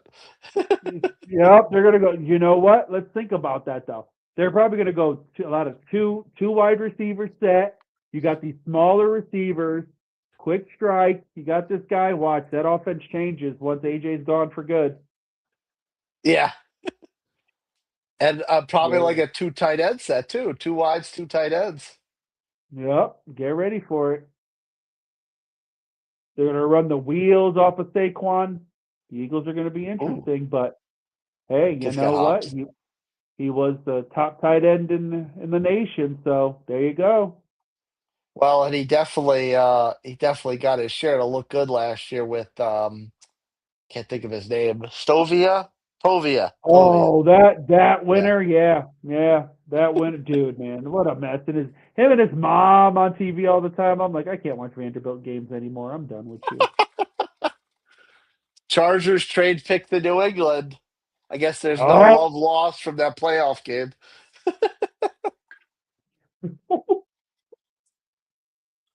Actually, that gives us a very interesting segue to talk about New England's offseason.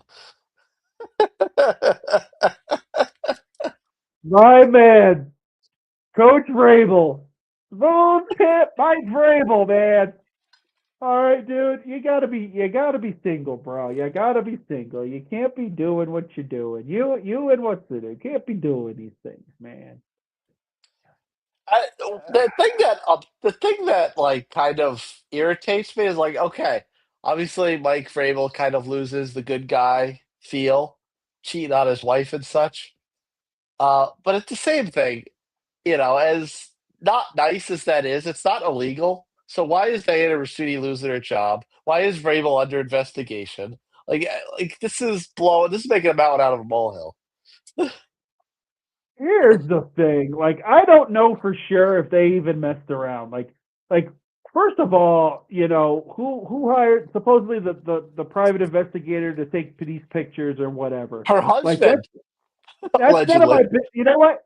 As a Patriots fan, that's none of my business. I want you my money that I put into the jerseys I buy, the hats I buy, the tickets I buy. I just want you to win. If you want to mess your life up, that's on you, buddy. But as long as you aren't like out there killing people or doing something, hey, you do what you do. I am not one to judge. Yes, it's not the right thing to do. I'm kind of like, yeah, Mike, not cool, dude. But you know what? It is what it is. Right. What's it, Diana, dude? If you don't like your husband, just get divorced, bro. Just get divorced, okay? Like it is what it is. Like if it don't work for you, but you got these people going through the Twitter feeds and all that and saying, "Oh, look at this, look at this." She's talking about Mike, yada yada yada.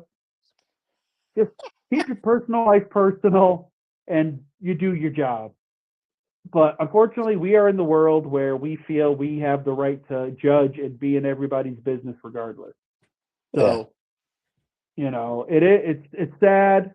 I think Vrabel is taking the third round off, and he is actually going to. I think he's going to counseling. I think is what they said. The reports were so he's trying to get that handled. And Diana Rossetti, who knows, man? Who knows what's going to happen? Like I said, at the end of the day, it's none of my business. I shouldn't know what these guys are doing. Like if they're doing stupid stuff, like hurting people and being bad, okay, fine, then of course. But if people are having issues in their personal life with their significant other, that's none of my business. And the taking the third round off, taking the rest of the draft off for counseling is kind of a weird vibe too, because it's like it's a Friday night.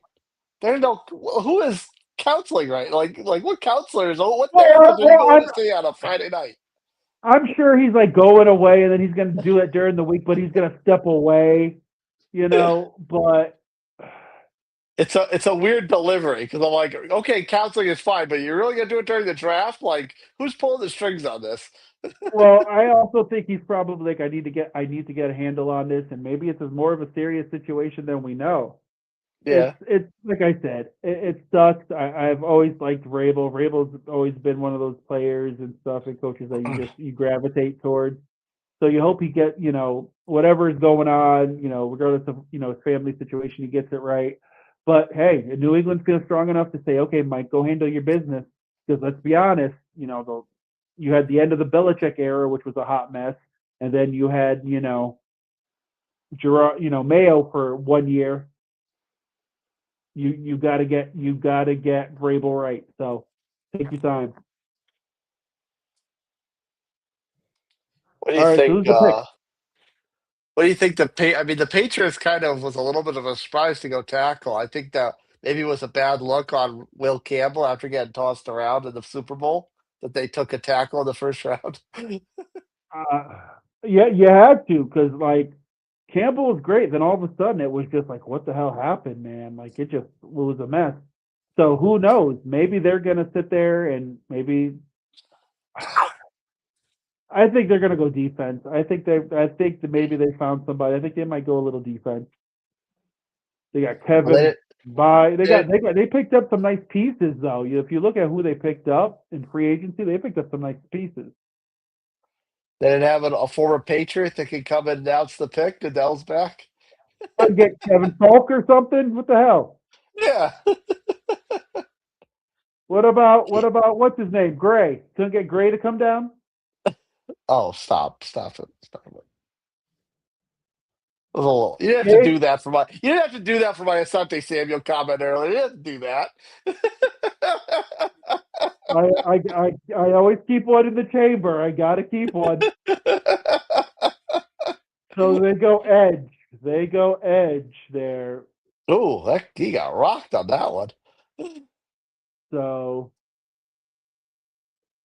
there you go. Patriots going defense. So got to pick up. I think at this point in the draft, it's almost like they're just taking the best available. Because, like I said, I think this year, after, like I said, there's probably 20 top guys, and then after that, it's just you're taking the Yeah. best available. Oh, the Vikings trade Jonathan Grenard to the Eagles. Oh, look, I'm telling you, man, the Eagles keep eating. You got to give the Eagles credit, man. 2 third-round picks for Jonathan Grenard. The Eagles you got to give the Eagles their due, man. Some people may be annoyed by them, but they be pulling stuff off, man. Oh, I didn't realize They, the Jags signed Chris Rodriguez. I guess eh, it's the backup plan for losing Travis Etienne. yeah, they're like, all right, see you later. But that's not a bad trade. You got to get the Eagles always, man. There's a point where the Eagles have got, dude, they got so much defense, man. It's like, geez, save something for the rest of us. Yeah, right. I want an edge rusher too. I've been wanting one for Right? 6 years. I'd like an edge rusher one day. Oh, the Jags. Paul Puzzler.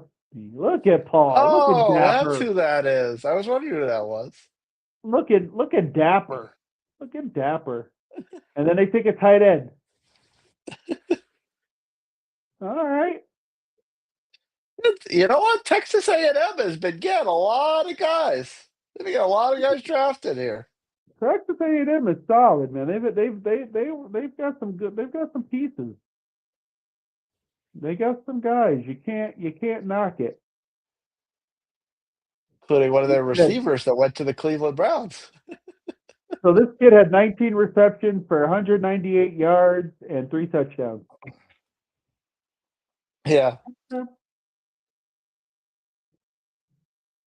Okay. I mean, the tight end wasn't. I mean, I can't even think who their tight end was. I would say that was Oh, probably a position of need. well, because they had Strange, and Strange got hurt last year. Oh, And I yes. think, Yeah. and he was out for a good chunk of time. So, all right. Oh, did you see Yeah. how? Did you see how your boy there, Trevor, cut his hair? He's got his hair cut all short and stuff. He's looking like a villain. He's looking like an evil villain. Is bro. I was reading on some social sites too. Like, he looks like a villain now. It's like he cut the hair. Like the hair was like the feel good story, and now he's like ready to take souls. What's this? I may have missed it, and I'm also a little behind you. Who was it? He's got that fancy hair now. He cut the hair, and Trevor said, I'm gonna be an evil villain now." Oh, yes, yes. Okay, yeah, yeah. Trevor Lawrence. Yeah, I did see that. No more He's ready. sunshine. Nope, he's ready to take souls now. He said it's time.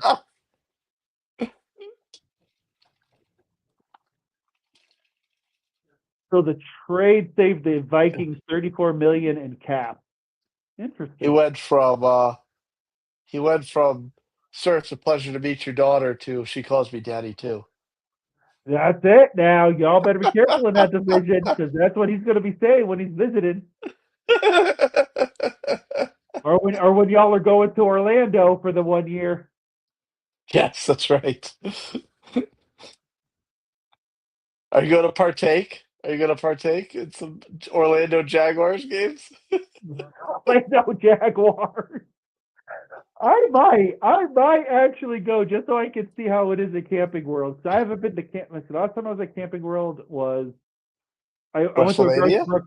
No, Oh, Garth Brooks. I went to a Garth Brooks concert there. So, but they supposedly like they're redoing the stadium because I guess Orlando has hopes and dreams of a team because Florida needs another team. Like we really need yeah. like 4 NFL teams, right? So it'd be interesting to see. I think I might partake and see what they're doing. The Orlando Jags. Orlando Jags catch the fire, some mess like that, some horrible catchphrase. Orlando catchphrase. Yep. They get sponsored by Mickey Mouse or Disney.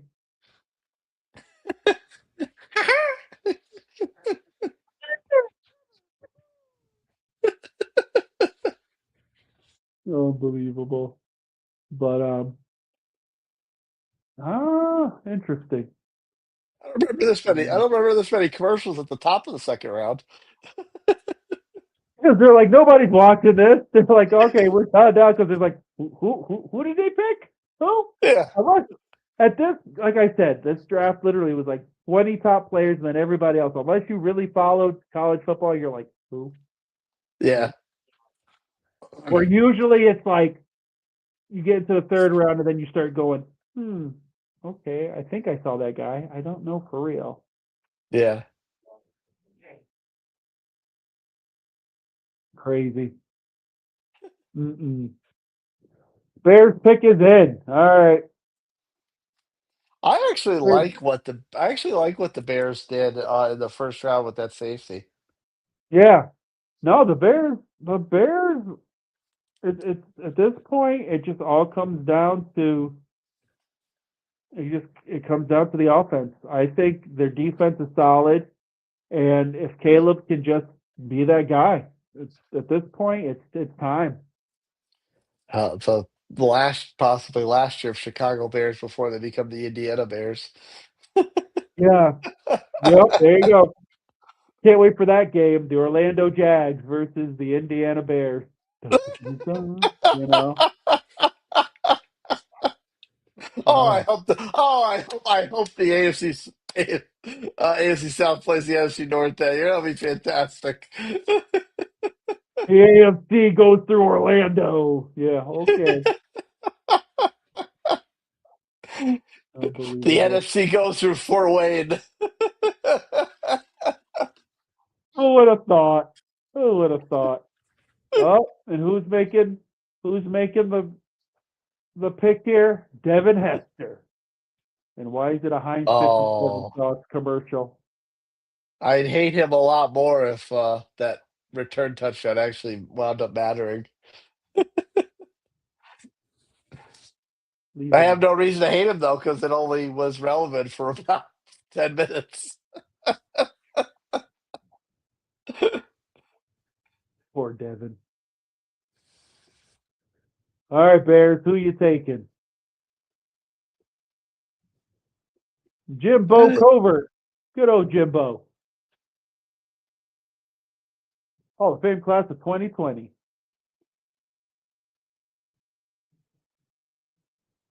Okay, you got to turn your flag around, bro.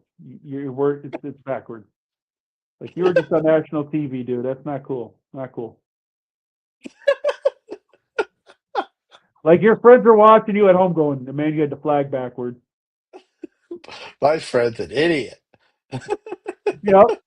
And they go center with Logan Jones out of Yeah. Iowa. Okay. Iowa. Corn fed, big boys. Well, I mean, the Hawkeyes are, of course, known for big offensive linemen. That's definitely O-line U. Yep. So there you go. And Caleb ran for his life a lot last year, so this is probably very smart. Yeah, they got to keep them upright. That's at the end of the day. That's what it comes down to. Because sometimes he would still get into that habit of running around, throwing stuff all over the place. You gotta give him that quality pocket. So hey, I like how the first play in the highlight reel was a good block, but the quarterback overthrew the receiver. you know what? Logan's like, hey, I did my job. If that Good guy job. can't, if that guy can't throw the ball, that's not my fault. I did my job. My draft tape's looking good. That's what he said. Yeah. What he said. 2025, he had no pressures allowed and no sacks allowed. There you go. Oh, the Again, Browns. Go ahead, Browns. why is someone like that falling to the second round?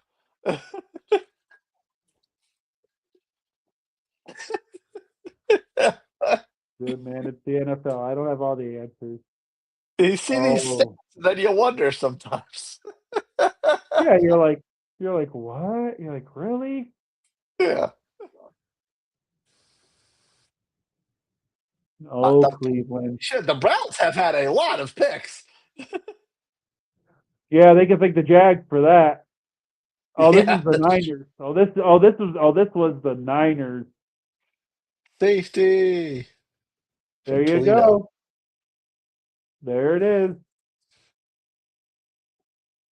He's probably There thinking, it is. shit, Browns.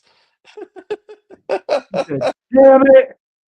He's like, I couldn't go nowhere else. I couldn't even go to the Jets. You sent me to the Browns. Yeah, Hey, he's he's in the league at this point. You do what you got to do. You get in the that's league and go true. from there. He's like, Yeah, I got to play well enough to get that 5th year option or whatever, and then boom, I'm out. yeah. You weren't Mr. Irrelevant, so you'll be making NFL money one way or the other.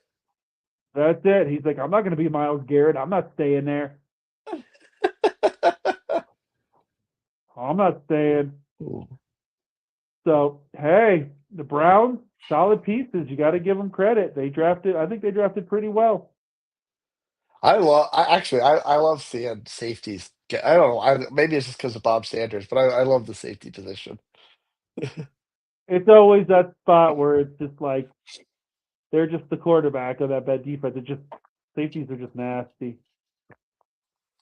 That was one of those periods of time where you had Bob Sanders, you had Troy Polamalu, you had Ed Reed, and Brian Dawkins kind of at the end still, but he was still relevant. Uh, Wolverine, Weapon X. yeah. So I mean, it was like that. That was like the pinnacle of safety. Like you just knew not to throw in that direction. Like they were ball hawks. They could hit. Those guys were good. Oh, the Texans. What are we doing now, Texans? Billy Miller. Oh my Lord, I remember Billy Miller. Two I years, remember but I Billy. remember Billy.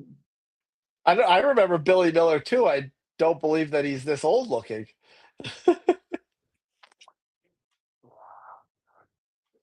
That was 24 years ago. He played 2002 to 2004. Wow. He was he was David Carr's first tight end. Yeah, we saw how David Carr turned out. Poor soul. Sounded horrible the way I said that. Oh, and a tight end called the tight end. Okay. There you go, Marlon Fine. Klein. Very 6-6, man. Big tight end, man. That's what you want with that red zone target. Oh, the IHOP trade alert. Round up. Chicago trades to Tennessee.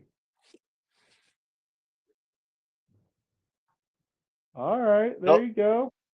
don't put Roundup on your pancakes. Yeah, that might be a little tangy. You might not want that. You might not want that. That's a little rough. There you go. Marlon Klein.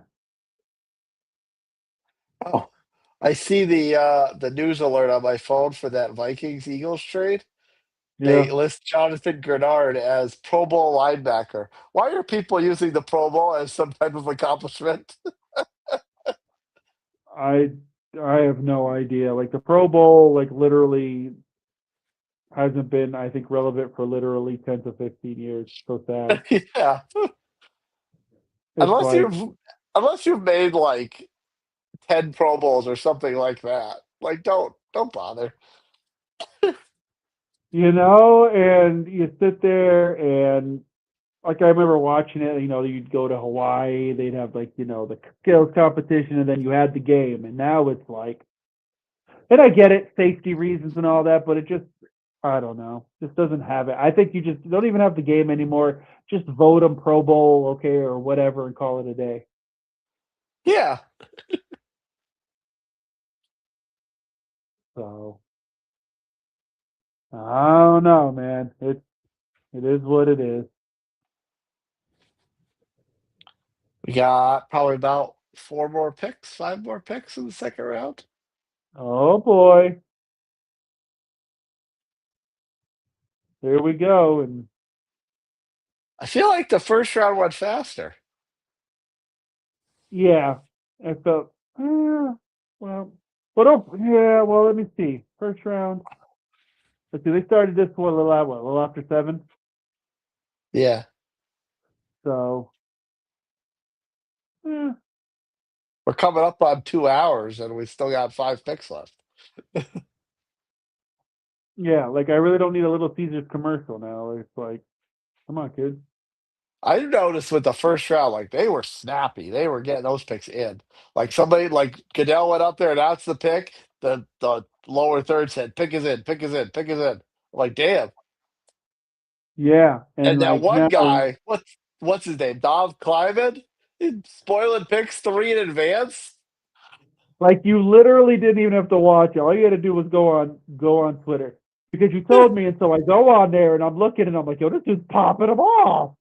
Yeah, So around like pick 11, 12, I'm sitting there going, okay, I need to know what Tampa's doing because at this point, when you told me it was like pick like what was it, like 6 or 7, so I'm watching it on my phone, and I would go back like, this guy's hitting them, so I go, I'm gonna take him for truth, and I'm watching, and I'm like what's he doing? What's he doing? And I'm like, this is crazy. This is crazy. Unbelievable. when you're right, you're right. I guess, man, grease the guy, give him a fresh 20 or a 50, and you're getting picked before they know it. Yeah, he was putting Woj to shame. Remember when Woj did that to the NBA, like on Right? purpose because he hated them? It's like, dude, really, Woj? Like, you really putting that out that soon? Okay.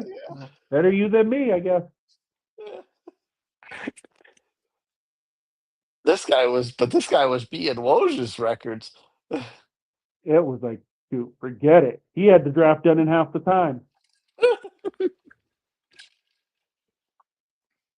All right, let's see what Tennessee's pick is.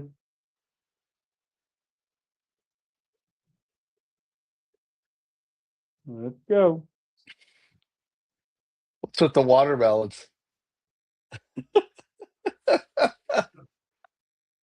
I know it's the second round, but come on, kids. Let's be fancy with it. Oh, who we go? Who's making this pick?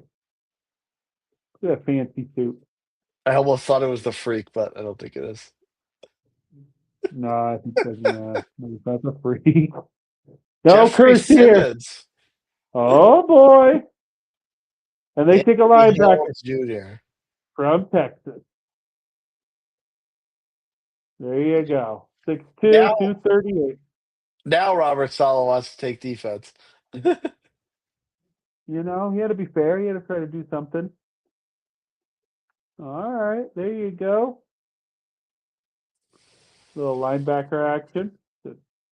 Second team All-American. All right. No slouch. Hey, Pete, get her on the edge. That's it. And for all Who's intents it? and purposes, like those offensive linemen actually, like that on that first play, actually did his job. Like he pushed him way out there, and the kid still pursued. There it is. Uh-oh. Showing the Titans And draft room. Look at these guys. yeah. Looking fancy. 6 forced fumbles since 2024. All right. There it is. Tied, tied for most of the SEC, which is still weird to me. I can't acknowledge Texas and Oklahoma as SEC schools. Yeah, that's weird. Very weird. But the Titans pick looking good. Looking good. Oh, the Rams pick is in. Oh, boy. Oh boy. I think y'all need to get another quarterback. Carson Beck is the guy. Carson Beck is the guy. Pick him. No. Yeah, can you imagine? We're just making sure we're good. Making sure everything's all right. We're good. We're good. Because if Matt dies on the field and Ty has to start, we need to make sure we have Carson Beck back there. Oh, man, they had Tavon Austin making the pick.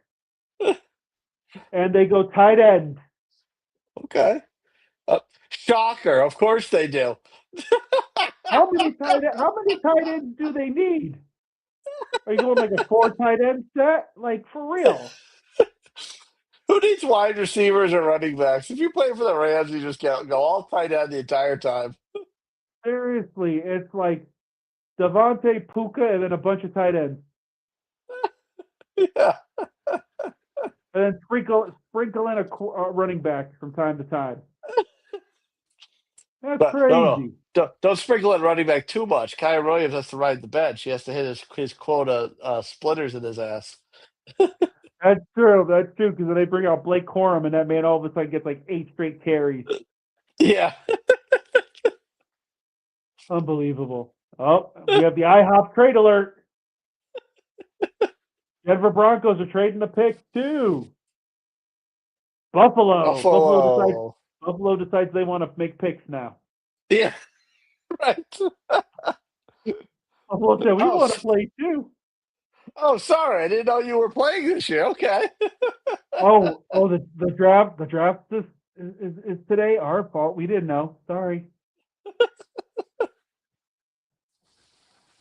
Unbelievable. All right, kids. On the clock. The Buffalo Bills. Unfreaking believable.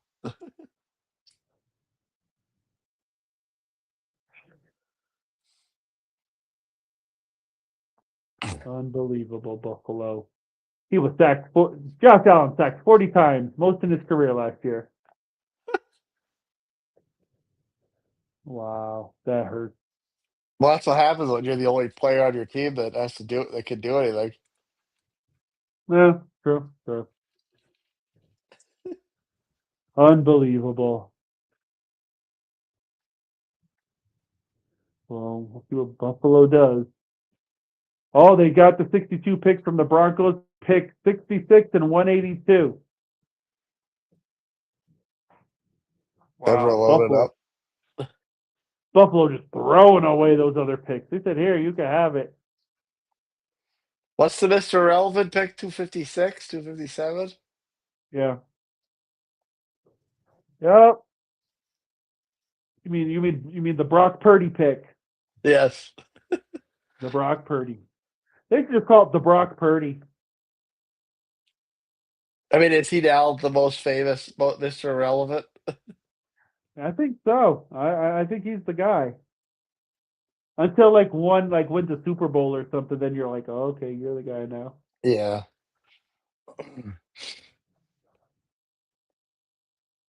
I can't think of another one that's notable, but at the same time, it also is kind of, unless you're a quarterback, nobody talks about it anyway. Yeah, true.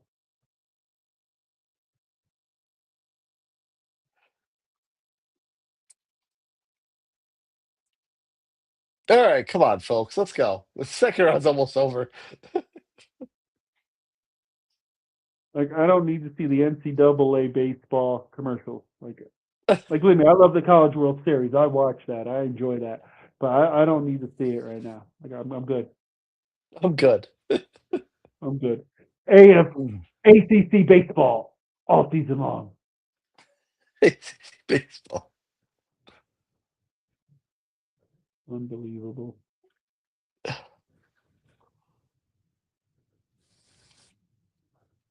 Unbelievable. People still eat Hot Pockets? We're like, God, nobody. People still eat those? Okay. I thought they got replaced by Totinos. Yo, man, I ain't gonna lie. Once in a while, you want some pizza rolls. I don't, dude. I don't eat them very often, but sometimes you get that little craving, and you're like, Just sit But there you on the gotta let them. couch with a bowl full of them. You're a You're like, fat yo, kid. you're like, I'm about to pop on Netflix. Let's see what I missed or Disney Plus. I gotta catch something. You're like, I gotta make sure these are cool though, because that first bite just tells the tale. Oh yeah. Tells the tale. You burn your mouth, it's a wrap. You're done. I'm Sit, like, sit whatever. there holding on the fork. You're like, how you been? Yeah, can't have that. Can't have that with the pizza roll. This is Look at the that. Nope. closest. This is the No closest we'll get quarterback. to our after party. No quarterback selected in the second round. 3 in previous Wow, 5 years. The that Broncos tells are you the everything you only need to team. know. Exactly. The Broncos are the only team not to pick yet. Wow. The Do you Broncos are think? just, they're You think they'd steadfast have a and they're sense just, of urgency? nope. They're like, we're great while we are. We don't need nobody. We're You're selling picks. beautiful just the way you are. Yeah. And then all of a sudden, freaking Mendoza lights you up for 500 yards, and then you're sitting there saying, well, maybe if we just picked somebody up, we would have been all right. Maybe we could have taken a quarter. Exactly. Why Paul? Oh, he was a Bill, wasn't he? Yeah, he was. Yeah, he was both. He was Yeah, both. that's right. I And the forgot about Bills that. go corner. The Bills go cornerback. If I was a Another fan, if Buckeye. I was a fan, if I was a fan there, I'd be like, "Oh, we finally got a pick. Hooray for me!" Yeah. All right, go corner. All right, it was the first team Big Ten.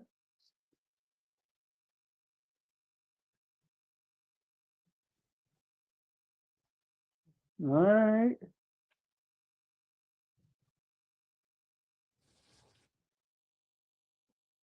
Ooh, not bad, not bad. hands team. There you go. Get the hands on the ball. There you go. There it is. Oh, that was a little Houdini. Oh, there we go. Look at the Bills living in the second round. Living in the second round. Because why would we want a first round pick? Why would we do that? Well, I mean, it just goes back to what we've been saying all night. It's just not a deep draft Yeah, I guess. True, true. unless you're Ty Simpson, unless you're the Rams. Unless you only need the one quarterback in the whole draft. Like, dang, that's crazy. That's insane. Chargers, the Pick his pick is end. in. Okay, good. Yeah, there we go. There we go, kids. Let's keep it moving and grooving.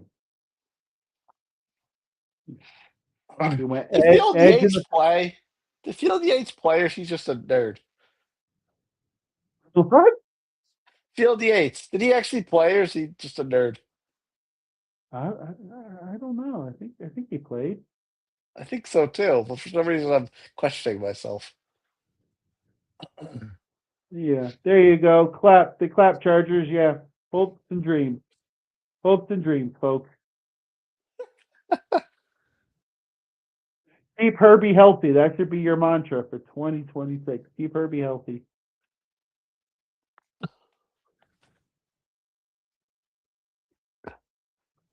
The draft room. It looks like it's a cocktail party, or they're doing like their fantasy football. Like I want to see like what they really look at.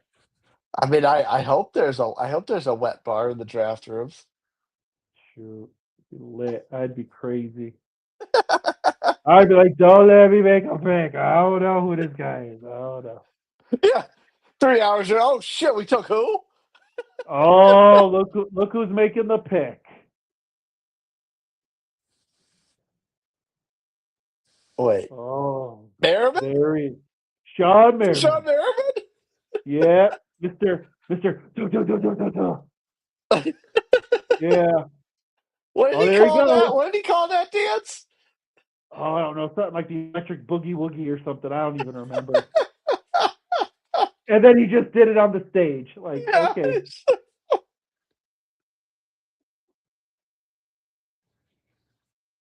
And they take Jake Slaughter from Florida. Center. Okay. Take a I mean, center. Uh-oh. their offensive line was hurting so much last year. Yeah. Look at that. Taking a center. I'm with it. All right. He doesn't look like he was a college kid. No. Two-time first team All SEC. Okay.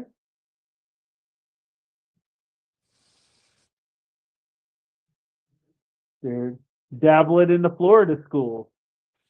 Hakeem Mesidor, Miami, and Jake Slaughter from Florida. Yeah. There it is. There it is. Oh, Seahawks, and the pick is in. Thank goodness. So get this party started. Let's go.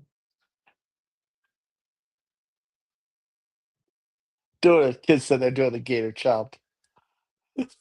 Mm-mm. God, another commercial. My goodness. It's ridiculous. Like I don't like really like you would think if you wanted people to watch the second and the third round, you'd want to be like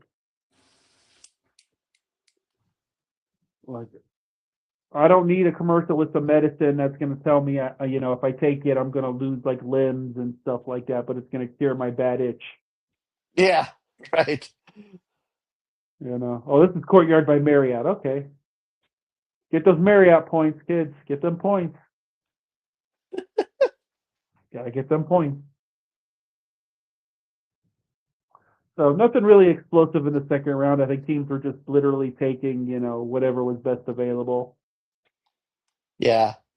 I Like think really just positional need. I think we'll see what this pick is, and then we'll stick a feather in the show. Like a feather in the draft, my friend.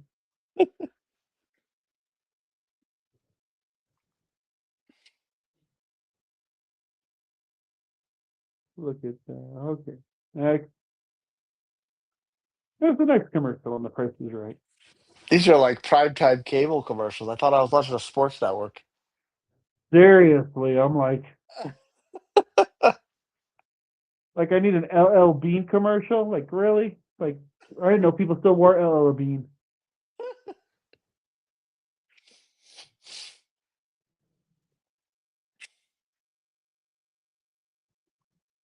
Unbelievable. We had an Aaron Andrews promo.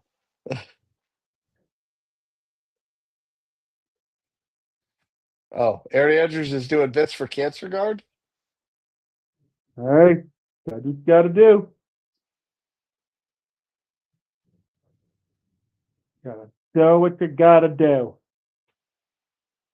Seahawks. Pick is in. Just tell me what it is. Like, for real. Like, I understand you got to I do the commercials now for the schedule release, but, like, yeah. come on now. I didn't realize ESPN was carrying a Super Bowl. Yeah, this is their year. Yep, they got that. Wow. Mm-hmm. That's the first Disney-owned Super Bowl since 2002 Bucks. Crazy. Gonna see, gonna see Joe Buck and Troy living the dream. I wonder if Joe said, "I'm not getting traded to ESPN unless you get a Super Bowl for me." He probably did, and they said, "Fine, okay, can we get a Super Bowl, please?" Yeah. Is that Cam Oh, Chancellor? Oh, Cliff Averill. oh, there you go. Okay.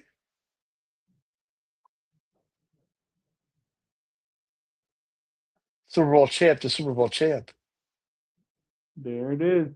And they select Bud Clark, safety from TCU. Oh, another safety. Okay.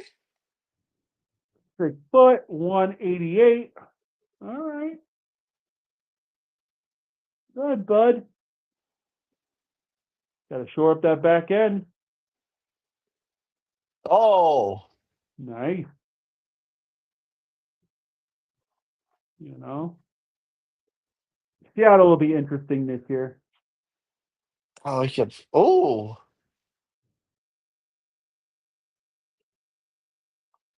well, Seattle's another one like Philly. When they take defense, trust they know what they're doing. Yeah, exactly. And that defense is young too, especially that secondary. Yeah. They're primed. They're going to be good for a while. All right, Bucks McGee. That's the second round. What do you think? No real surprises. I think teams went for, at this point going forward, because we talked about the lack of depth really in this draft when it came to, like, blue chippers, after the first 20 picks, everything was going to be basically just filling in need and such. Like, there's some solid guys that were taken, so it's going to be interesting how these guys play out, but second round, don't hate it. Yeah. And from Fernando to the Jets to Buffalo's odd decisions, the NFC East loaded up. Bucks McGee, sir, take us off air with your final thoughts on the 2026 NFL Draft. At least the rounds that matter.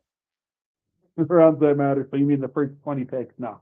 Um, at the end of the day, it's the draft. We all get excited. These are the guys we're hoping that are going to make some impacts on our team. Some teams need a lot more impact than others. It's it's going to be interesting to see how some of these guys play out. Some guys might be flash in the pan. Some of these guys might be Hall of Famers. But I'm excited. It's the first step to the new season. Let's get it going.